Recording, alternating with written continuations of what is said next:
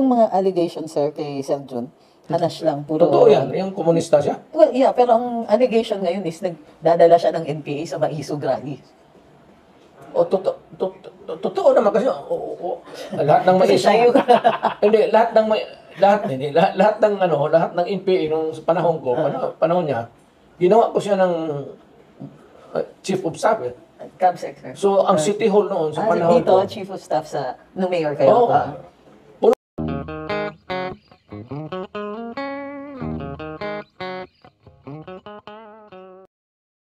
Well, dito naman po tayo sa ating mga kakampi sa Maisog, no?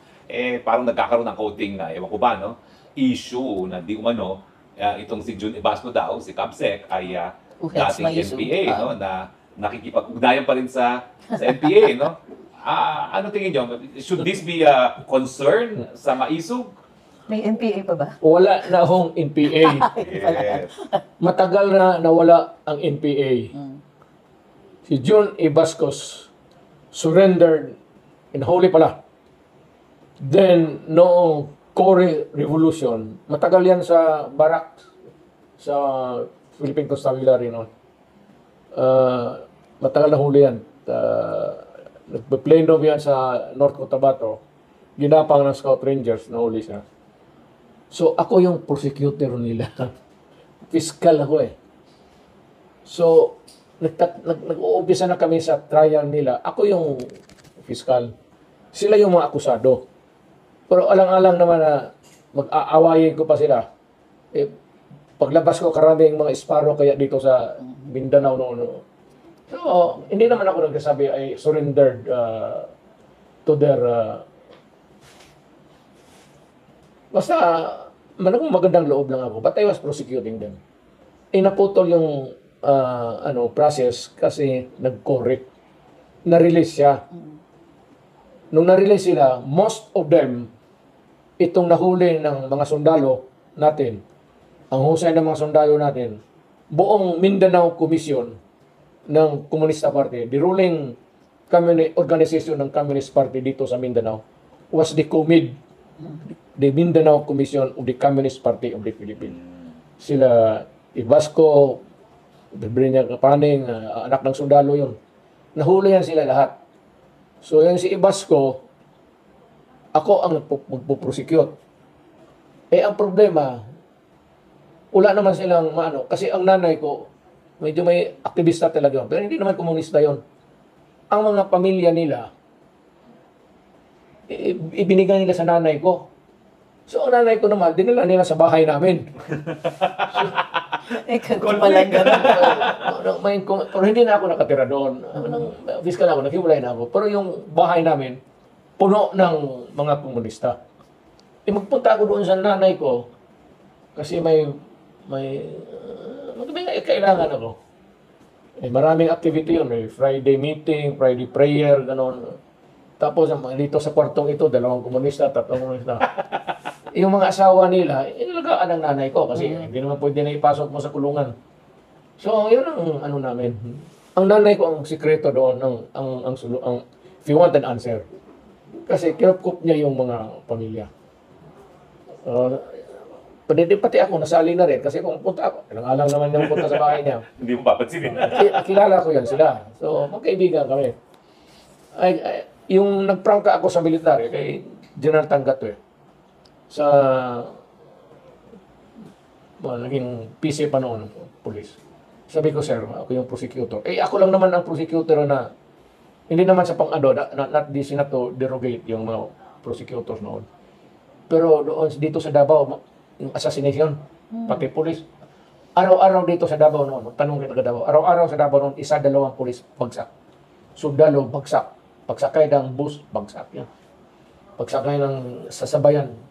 Ganon dito sa Davao, Mindanao noon. Kaya walang kursunada magtanggap. So yung boss ko, the late yung boss namin, sabi niya, ikaw mag-handle nito. Kasi yung lahat ng high-profile kidnapping, alam mo, Mindanao, lawless kan. Walang magtanggap ng kaso. Ako naman, pag sinabi ng may oath of office So, pag binigay sa akin, dito. Yung gustong pumatay dito kasi gusto ko rin makipagbarilan sa kanila. Tangina ng putang. Okay. So, doon ako nagkumuha ng reputasyon. So, binigay niya ka. Pag sinabi ko sa military na nakaibigan ko yan ha, kasi ang nanay niya, kung may tiwala kayo, kung wala kayong tiwala, maghanap kayo ng ibang prosecutor. Wala na iba. Takot. Pero sinabi ko rin sa kila John Ibasco, pag pinosecute ko kayo, talagang tudugin ko kayo. Pag ako ang nag-prosecute sa inyo, kaibigan tayo, pero pagdating sa korte, do not, walang ano ito, walang, sige, pigil-pigil. Talagang tutuhanin ka. Trabaho ko eh. I have to be true to my, or else, maulaan kayo ng, maulaan mong respeto ninyo sa akin.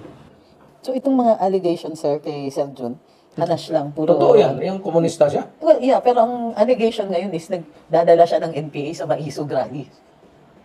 O totoo naman kasi lahat ng Kasi siya yung... hindi lahat ng NPA nung panahon ko, panahon niya, ginawa ko siya ng chief of staff. Cabsec, sir. So ang City Hall noon sa panahon dito, ko. chief of staff nung mayor kayo. Oo. Puno ng NPA. Alam ng Davao, buong Davao alam nila na ito, sabi ko, kisa kalaban ito natin itong mga gagong to, aksat patay ng buhay pati bala, kunin ko na lang, dito na lang kayo, ginawa ko mga casual, trabaho ko, yan, dito, magtrabaho kayo. Trabaho sila. Magtrabaho. Di, medyo, panahon ko, naging peaceful ang Davao. Pag-upo ko, alam na taga Davao yan, alam mo na, sinasabi ko na, ang totoo, taper off ang insurance. Hanggang umakyat ako ng bukid araw-araw, pinababa ko na sabi ko, tama na sabi ko. Kaya naging insurgent-free ang Davao. Oo, una ang Davao na. Yun din naman, sir, yung formula niyo yung presidente kayo.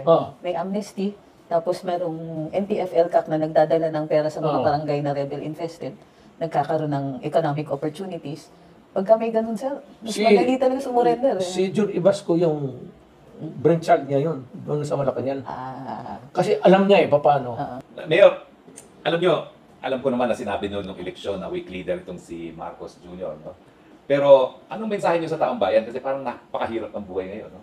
Pinakamitindi yung kagutuman, yung peso record low, yung sabi ng Moody's, from the darling economy, we are the worst underperforming economy. Yung 20 pesos na kada kilo ng bigas, 20 pesos lang nangyari, 20% ang inflation sa bigas. Hindi 20 pesos, no? 26%. Anong masasabi niyo dun sa mga Pilipino parang nawawalan na ng pag-asa? Well, to the Filipino people, wag ho kayong mawala ng pag-asa. But in the first place, sabihin ko na kaagad, hindi ito kasalanan ni Marcos. Hindi ito lahat sa kanya. Do not heap all the blame on him because yung economic forces ng economy, alala mo, ekonomiya, pag ganun-ganun yan Now, ang dapat ang gawin niya is how to mitigate yung itong mga sitwasyon na ito. Ang problema lang, wala nakikita ang Pilipino a true blue na game plan kung paano i-mitigate itong mga circumstances na ito. Marami tayong mga bright dyan sa gobyerno, but I think nobody or no entity has been tasked to study really the problem of how to at least minimize or subdue the impact sa kahirapan. Hindi sa ekonomiya. Huwag muna isipin yung ekonomiya kasi naglalaro ang ekonomiya by itself. The economy is naglalaro market forces. All things considered. The market forces dito sa Pilipinas, naglalaro yan sa sabay ng ekonomiya to. Yung pag-ano dito is how to solve and mitigate and maybe sacrifice a little, magpalugi na lang para lang hindi masyado maano. Total, nalulugi naman talaga ang gobyerno sa graft and corruption. Ako kay Marcos, gano'n na kayo, bitawan ninyo yung pera kasi kailangan ko bili ng bigas para mas mura ng kunti o pati yung essential goods, yung basic necessities, yung pamalingke, yung gano'n. At least marami na ang bright boys dyan sa taas sa gobyerno. How to play the market dito sa ating ekonomiya. Sir, hindi lang kasi hindi lang litigation ang halimbawa, alam na, nasabihan siya, both, well, hindi na natin naasahan ng economic advisors, puro ano yun puro yes men. Pero mismo, halimbawa, mga magsasaka, sinasabi nila na sa dinami-dami ng importation policy ng gobyernong ito, never bumaba ang presyo ng agricultural products. So 2 months ago, nag-issue siya ng executive order na ginawa pa niyang mas efficient ang importation, binabaan ang taripa, niliitan ang mga quotas. So nagfo-flood ang market natin with imported goods Pero na hindi hindi naman bumababa. mura. Oo, hindi nila binababa. Ini-import ng mura, pero pagdating sa merkado, mahal pa rin. Ino-hoard. So, kaya nga, nakikita nila to, alam nila to, kaya nga ang inflation rate natin ay Napakataas. tumataas, ang laki ng contribution ng agricultural products doon sa current inflation rate. So, hindi lang sir na hindi nila namimitigate. Minsan sila din. Itingnan niyo, Ang gumagawa ng ruinous. problema, oo. Ruinous ang importation policy ngayon. At umaangal, magsasaka. It would mean maybe a drastic change dito sa bagay nito, but we have to sacrifice. And it would take somebody. Kasi alam mo yung mga ayaw natin na dislocation. Sa ating society we do not want to dislocate the businessmen. We do not want yung law of supply and demand. Gusto natin talagang fluid yan. Pero somehow, pag ginawa mo yan, you can maintain it, but you have to sacrifice the forces that would impact on the law of supply and demand of the Filipino. Hindi ko kaya mag-suggest ngayon, but I'm sure that mayroong mga tao dyan sa taas na kung makinig siya, makukuha niya could get an answer. Anyway, Mayor,